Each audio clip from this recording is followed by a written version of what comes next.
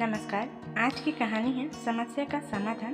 प्रिय दोस्तों, कहानी शुरू करने से पहले आपसे निवेदन है कि कहानी को पूरा सुनिए। हर समस्या का समाधान होता है। दिल को छू लेने वाली कहानी। एक व्यक्ति गाड़ी से उतरा और बड़ी तेजी से एयरपोर्ट में घुसा। जहाज उड़ने के लिए तैयार था। उसे किसी कार्यक्रम में पहुंचना था जो खास उसी के लिए आयोजित किया जा रहा था। वह अपनी सीट पर बैठा और जहाज उड़ गया। अभी कुछ दूर ही जहाज उड़ा था कि कैप्टन ने घोषणा की, तूफानी बारिश और बिजली की वजह से जहाज का रेडियो सिस्टम ठीक से काम नहीं कर रहा, इसलिए हम पास के एयरपोर्ट पर उतरने के लिए विवश हैं। जहाज उतरा। वह बाहर निकलकर कैप्टन से शिकायत करने लगा कि उसका एक एक मिनट कीमती है और होने वाली कार्यक्रम में उसका पहुंचना बहुत जरूरी है। पास खड़े दूसरे यात्री ने उसे पहचान लिया और बोला, डॉक्टर पटनायक, आप जहां पहुंचना चाहते हैं टैक्सी द्वारा यहां से केवल 3 घंटे में पहुंच सकते हैं। उसने धन्यवाद किया और टैक्सी लेकर निकल पड़ा। लेकिन ये क्या, आंधी तूफान बिजली बारिश ने गाड़ी का चलना मुश्किल कर दिया। फिर भी ड्राइवर चलता रहा। अचानक ड्राइवर को आभास हुआ कि वह रास्ता भटक चुका है। नाउम्मीदी के उतार चढ़ाव के बीच उसे एक छोटा सा घर दिखा। इस तूफान में वही गनीमत समझकर गाड़ी से नीचे उतरा और दरवाजा खटखटाया। आवाज आई, जो कोई भी है अंदर आ जाइए, दरवाजा खुला है। अंदर एक बुढ़िया आसन बिछाए भगवत गीता पढ़ रही थी। उसने कहा, माँ जी, अगर आज्ञा हो तो आपका फोन उपयोग कर लूं? बुढ़िया मुस्कुराई और बोली, बेटा, कौन सा फोन? यहाँ ना बिजली है ना फोन। लेकिन तुम बैठो, सामने चना अमृत है, पी लो, थकान दूर हो जाएगी।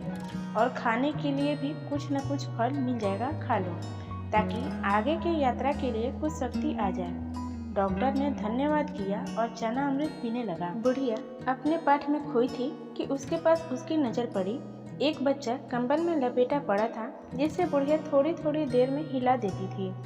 बुढ़िया की पूजा हुई तो उसने कहा, माँ जी, आपके स्वभाव और व्यवहार ने मुझ पर जादू कर दिया है।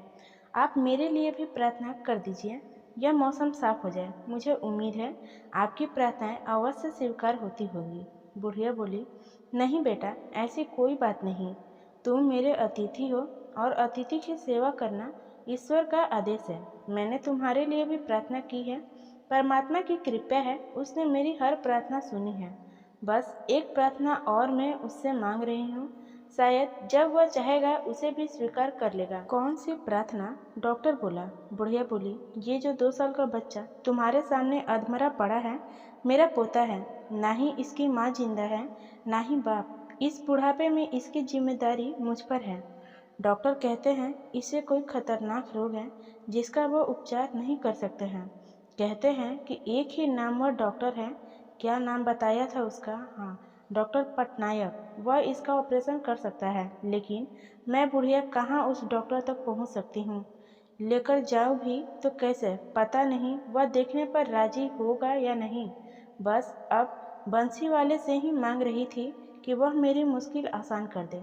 डॉक्टर की आंखों से आंसुओं की धारा बह रहा था।